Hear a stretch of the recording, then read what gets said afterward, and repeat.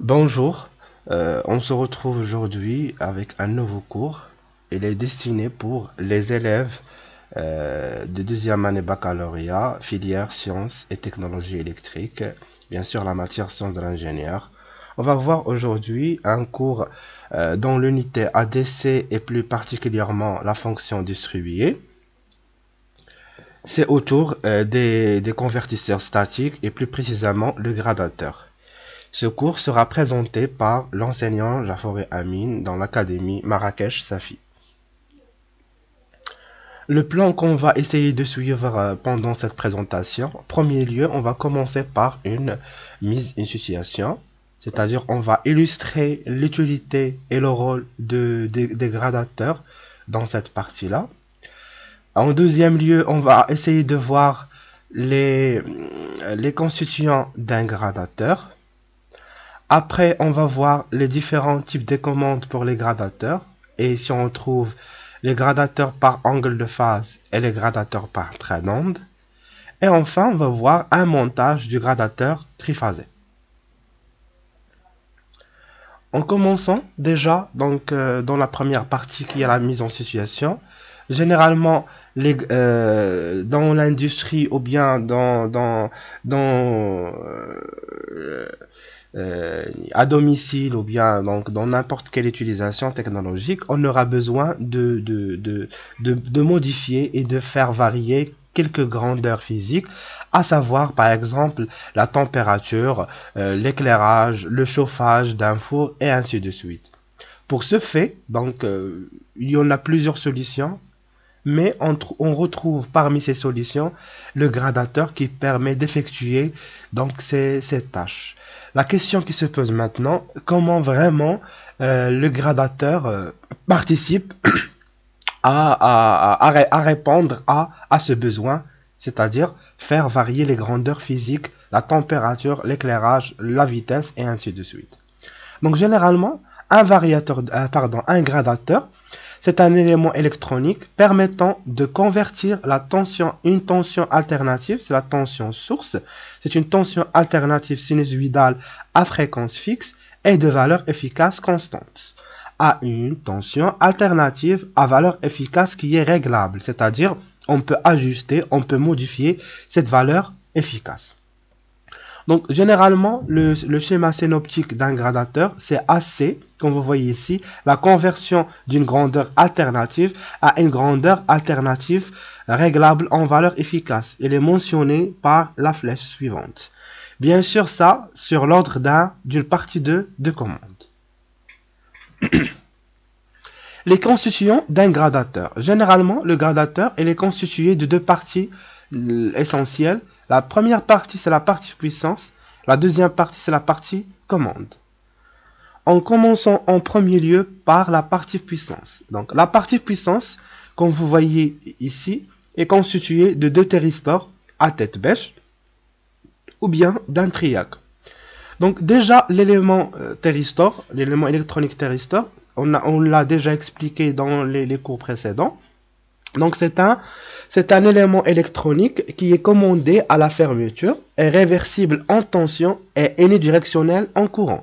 C'est-à-dire, il laisse passer le courant tout simplement dans un seul sens. D'accord?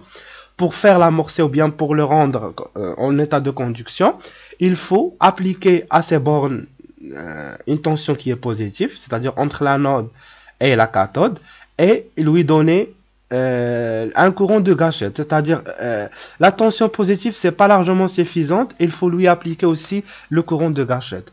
Déjà ici, pourquoi on utilise deux thyristors à tête bêche, c'est-à-dire ils sont opposés, pour rendre cet interrupteur-là réversible aussi en termes de courant et non seulement en tension. Pour le cas d'utilisation, donc le triac, c'est presque équivalent à l'utilisation comme les deux thyristors à tête bêche. Donc, généralement, les thyristors à tête bêche sont utilisés pour les les charges de forte puissance, c'est-à-dire les charges ayant une puissance supérieure à 10 kW, tandis que le triac, c'est un élément électronique aussi utilisé comme le gradateur, utilisé pour les charges ayant des puissances inférieures.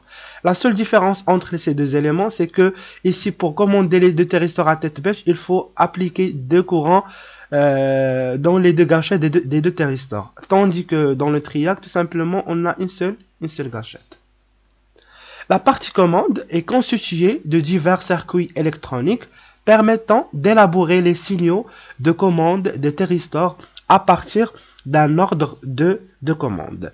Donc, ici, on va voir après, on va voir en détail cette partie commande.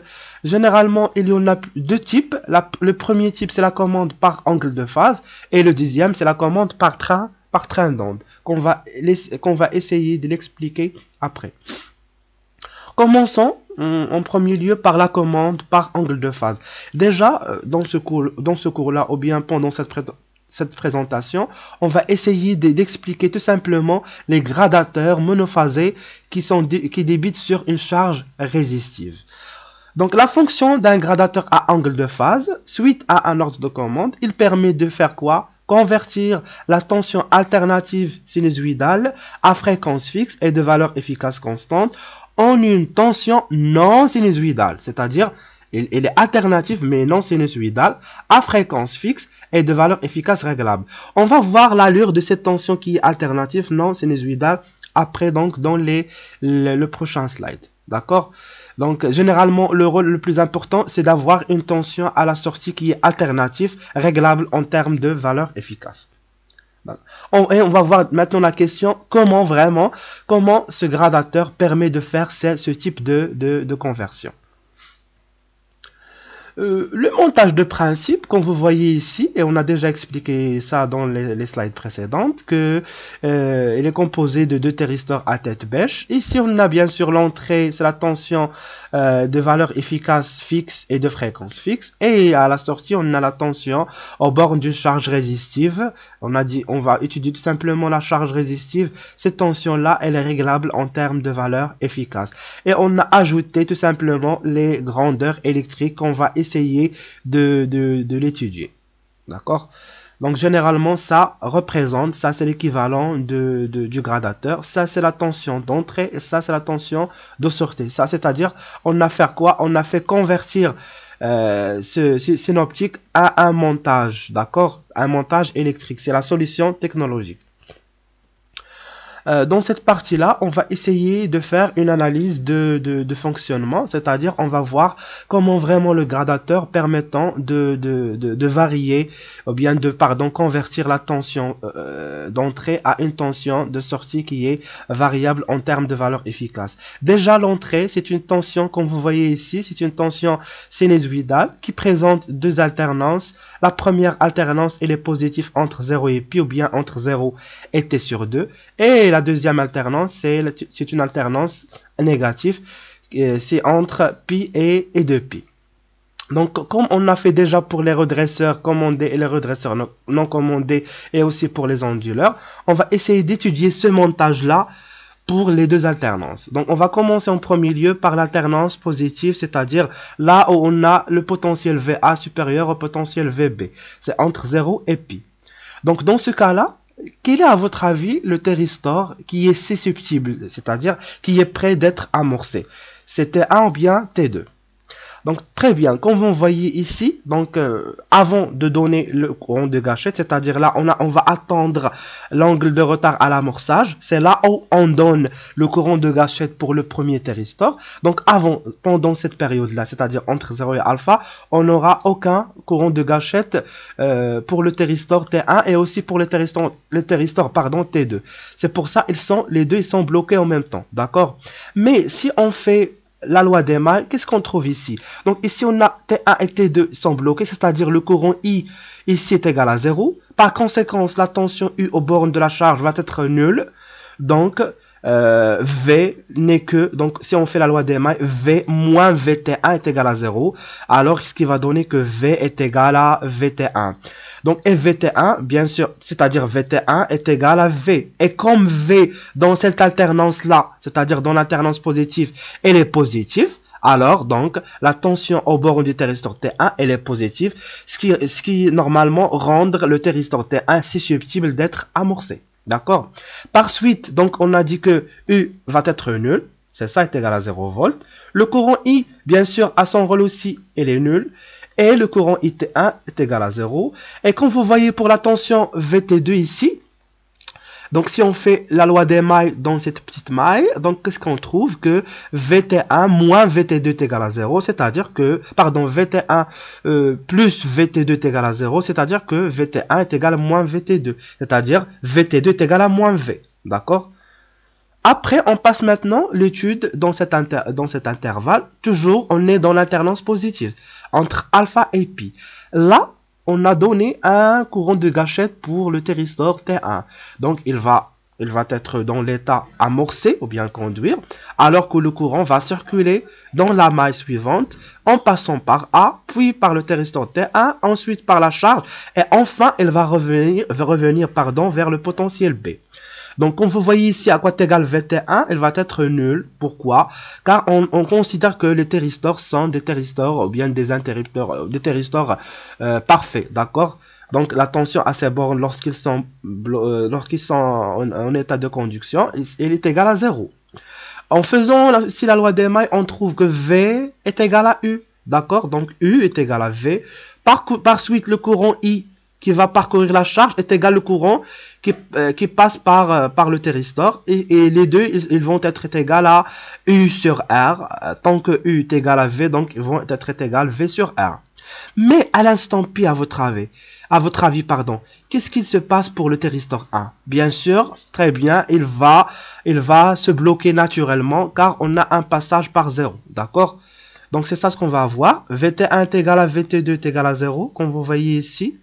U est égal à V, I est égal à V sur R, IT1 est égal à V sur R, et enfin, dans ce cas-là, c'est-à-dire lorsque θ est égal à pi, I est égal à 0 ampère. Passons maintenant à l'alternance négative. Donc, dans cette alternance négative, on aura que VB est bien sûr supérieur à VA, alors que bien sûr le courant, il va choisir le chemin suivant. Il va passer par le potentiel B, puis par la charge. Enfin, il va passer par le thyristor T2 afin d'aborder le potentiel A. Ici aussi, donc, comme vous avez déjà vu dans le cours de l'onduleur, on va faire ce qu'on appelle une commande symétrique. C'est-à-dire quoi? Une commande symétrique, c'est-à-dire l'amorçage entre les deux, ou bien le temps d'amorçage entre les deux thyristors, c'est presque égal à pi ou bien t sur 2. C'est-à-dire, si on a amorcé le thyristor à l'instant alpha, alors le thyristor T2 va être amorcé à l'instant pi plus alpha. Et bien sûr, ce qui va nous exiger de dire entre pi et pi plus alpha, les deux thyristors sont bloqués. Donc, si les deux thyristors sont bloqués, alors, qui est le thyristor à votre avis dans ce cas-là qui va être susceptible d'être commandé? Donc, on va faire la loi des mailles. Donc, V plus VT2 est égal à 0. Bien sûr, U est égal à 0. Pourquoi? Car on n'a pas le courant ici. D'accord? Et comme ça, donc, on trouve que moins VT2 est égal à V. Et comme V elle est négative dans cet intervalle, alors VT2 va être positif. D'accord? Donc VT2 va être une valeur positive. Donc le thyristor T2, c'est celui qui est susceptible d'être commandé. D'accord? Donc on aura U est égal à V, est égal à 0 volt. I est égal à 0 ampère. IT1 est égal à 0 ampère. Et VT1 est égal à moins VT2 est égal à V avec V elle est négative car on est dans l'alternance négative.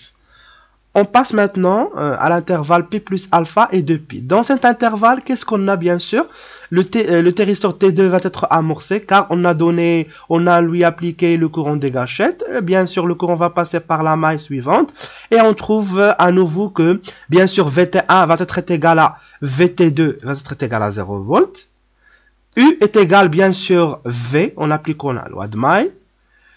En appliquant la loi d'Ohm, on trouve que I est égal à V sur R. Généralement, I est égal à U sur R, mais U est égal à V, d'accord? C'est pour ça qu'on a écrit que I est égal à V sur R. Et le courant IT1 est égal à V sur R aussi. Et bien sûr, comme à son rôle, le thyristor T2 aussi, lorsqu'on passe à l'état ou bien lorsqu'on est à l'instant de pi, donc qu'est-ce qu'on aura? T2 va être bloqué naturellement et on a I est égal à 0, on perd. Et le cycle va recommencer comme ça, d'accord? On va voir maintenant les différentes formes d'ondes, bien sûr. Donc, on va justifier ces formes-là qui sont décidées en rouge, en bleu et en violet, d'accord? On va commencer, on va faire un rappel, c'est-à-dire entre θ, lorsque θ entre 0 et psi. Ici, psi représente alpha, c'est-à-dire le retard à l'amorçage, d'accord? On a trouvé que U est égal à 0 volts, donc vous voyez ici, U il est dessiné en rouge, donc dans cet intervalle est égal à 0. Le courant aussi, à son rôle, est égal à 0, donc est égal à 0 ampère. VT1 est égal à V, donc VT1 c'est celle-là qui est en bleu, est égal à V. V c'est l'allure qui est en vert, c'est le même que VT1. Et VT2, bien sûr, moins VT2 est égal à V, c'est-à-dire VT2 est égal à moins V. D'accord, donc il va être négatif. Après, lorsque θ entre psi et pi, c'est-à-dire entre alpha et pi, qu'est-ce qu'on a? U est égal à V. Donc, comme vous voyez ici, U est égal à V. Presque, c'est l'allure de la tension V. Le courant est égal à V sur R, c'est celui-là, V sur R. Généralement, c'est comme l'allure de U, mais il est en valeur efficace, il est divisible sur R, d'accord? Divisé sur R, pardon. On a VT1 et VT2 sont nuls, donc comme vous voyez ici, ils sont nuls. D'accord, ils sont nuls. On va voir maintenant entre pi et pi plus psi, pardon. On a U est égal à 0. Donc, comme vous voyez ici, U est égal à 0. Le courant I est égal à 0 à son rôle aussi. Et VT1 est égal à V. Donc, VT1 est égal à V. Donc, V, elle est négatif. VT1 est égal à V, c'est négatif. Voilà, c'est le qui est en bleu. Toujours, VT1 et VT2 sont opposés. Donc, si VT1 est négatif, alors dans ce cas-là, VT2 va être positif. D'accord? Et enfin, dans le dernier intervalle, c'est-à-dire entre pi plus psi ou bien pi plus alpha et 2pi, on aura quoi? U est égal à V. Donc, comme vous voyez ici, U est égal à V. Et le thyristor T2 qui est passant. On a I est égal à V sur R. Et les deux tensions aux bornes des deux thyristors sont nulles. Et le cycle, ça se répète pour toutes les grandeurs. Donc, c'est comme ça qu'on peut, comment on peut élaborer les formes d'ondes au niveau de la tension aux bornes de la charge, le courant qui va parcourir la charge et toutes les autres grandeurs. On passe maintenant donc pour avoir ou bien pour étudier les grandeurs caractéristiques de ce signal, c'est-à-dire le signal de sortie. On va voir comment vraiment elle est réglable en termes de valeur efficace. Donc, à votre avis, je vais poser la question suivante. À quoi est égale la valeur moyenne de cette tension? C'est-à-dire, là, on est en train d'étudier la tension aux bornes, c'est-à-dire la sortie du gradateur qui est aux bornes de la charge. Donc, comme vous voyez ici, l'alternance, ou bien la surface de l'alternance positive est égale à la surface de l'alternance négative sur la période, sur une période qui est entre 0 et 2pi, d'accord? Donc, par conséquence, U, la valeur moyenne de U est égale à 0 volts, d'accord? Pour calculer la valeur efficace, on va utiliser donc l'expression suivante, c'est l'intégrale 1 sur t, l'intégrale entre 0 et t, i de t au carré dt. Ou bien on va faire un changement de variable, on peut remplacer t par θ, d'accord? Et comme ça, lorsqu'on fait le calcul suivant, on trouve rapidement que la valeur efficace de U est égale à V fois la racine de 1 moins alpha sur pi plus sinus de alpha sur 2pi. Et comme vous voyez ici, en changeant l'angle, c'est pour ça on dit la commande par angle de phase, en changeant l'angle alpha, l'angle de retard à l'amorçage, on trouve une nouvelle valeur de la valeur efficace. En prenant des exemples, si alpha par exemple est égal à 0, donc qu'est-ce qu'on aura ici? Alpha sur pi va être nul, c'est-à-dire 0 sur pi. Sinus de alpha, c'est sinus 0 sur 2pi, et sinus 0 est égal à 0, et comme ça on trouve que racine de 1 fois v qui est égal à v. Donc lorsque alpha est égal à 0, c'est-à-dire ici, lorsque alpha est égal à 0, on trouve que la valeur efficace de U n'est que la valeur efficace de la tension d'entrée. Mais maintenant, si par exemple, on prend le retard à l'amorçage, c'est-à-dire l'angle de retard à l'amorçage est égal à pi, qu'est-ce qu'on trouve? Sinus de pi, c'est-à-dire c'est 0, bien sûr. Ici, pi sur pi, ça va donner 1. Donc 1 moins 1, ça va donner 0. Et par suite, I, la valeur efficace de U, va être nulle. D'accord? Donc déjà, ici, vous avez la courbe qui explique ça. Donc lorsque l'angle de retard à l'amorçage elle est nul, à quoi est égale la valeur efficace est égale V. Ici, on a pris pour V est égal 230. Et lorsque l'angle de retard à l'amorçage est égal à pi, on trouve que la valeur efficace de V est égale à 0. D'accord? Juste, je vais revenir ici pour cette expression-là. Si vous voulez bien sûr calculer l'expression de cette, bien calculer la valeur numérique de cette valeur, de la valeur efficace de U, il faut remplacer alpha par une valeur en radian, c'est-à-dire, c'est pas en degrés, en radian pour trouver la bonne valeur. Et pourquoi? Car ici, on a le pi, qui sont exprimés en radian. Pour les tensions maximales supportées par les éléments, c'est-à-dire par les thyristors, il faut pas, la tension à ces bornes, il ne faut pas dépasser V fois racine de 2, c'est-à-dire V max, d'accord? Si on dépasse V max, alors on risque de détruire les éléments de conduction, d'accord? Les interrupteurs. Aussi, pour la puissance, on va ainsi parler de la puissance dissipée par la charge. Donc généralement la puissance dissipée par la charge c'est égal à le carré de la tension sur la résistance. Donc bien sûr, si en revenant à cette expression là, si on met ça en carré, on trouve que V au carré, et on va enlever la racine de trouver 1 moins alpha sur pi plus sinus 2 alpha sur 2 pi. C'est ça qu'on a trouvé ici. Ici on a remplacé alpha par θ, d'accord? Θ c'est je répète que θ c'est l'angle de retard à l'amorçage. Donc on trouve que U au carré sur R facteur de 1 moins θ sur pi plus sinus 2 θ sur 2p. Et ça, c'est l'expression de la puissance. Et comme ça, en changeant l'angle d'amorçage, en changeant la puissance dissipée dans la charge.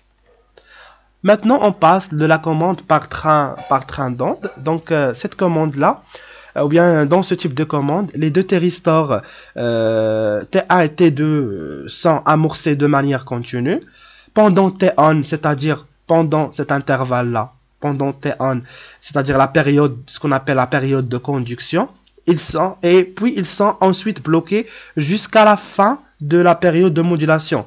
Et on obtient aux bornes de la charge la tension suivante, donc il y a l'allure suivante. À savoir que T c'est quoi? T c'est la période de la tension source.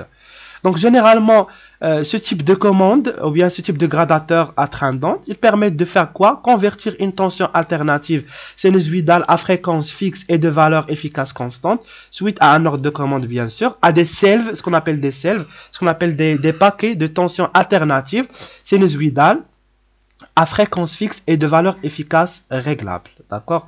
Comme vous voyez ici, on a ce qu'on appelle des paquets de signaux sinusoïdaux. D'accord? Et par bien sûr alpha ou bien A, c'est le rapport cyclique qui est égal à T1 sur Tc. C'est comme le rapport cyclique qu'on a vu dans le cours de H sur série. Donc pour les caractéristiques, bien sûr la valeur moyenne est égale à 0 car c'est un signal qui est alternatif. La valeur efficace est égale à V fois racine de alpha. Bien sûr alpha on a déjà, ou bien A, c'est le rapport cyclique qui est égal à T1 sur Tc. Et bien sûr toujours la tension maximale supportée par les éléments. Il ne faut pas dépasser V fois racine de 2. D'accord? Ce sont des caractéristiques qui permettent de calculer donc certaines grandeurs et de répondre aux questions des différents exercices. On passe maintenant à expliquer tout simplement le montage des gradateurs triphasés. Donc les gradateurs triphasés, ils sont constitués, donc bien sûr dans le triphasé on a deux types de couplage, soit le couplage en étoile, soit le couplage en triangle. Ici dans le couplage en étoile on a quoi? On a 3 gradateurs monophasés branchés sous forme d'une de branchement en étoile. Et ici, on a 3 gradateurs monophasés branchés sous forme de couplage en triangle. Et ça, c'est pour attaquer ou bien c'est pour alimenter des charges triphasées. Donc, je vais vous remercier pour votre attention. Et après, on va voir un nouveau cours dans les prochaines semaines, Inch'Allah. Au revoir.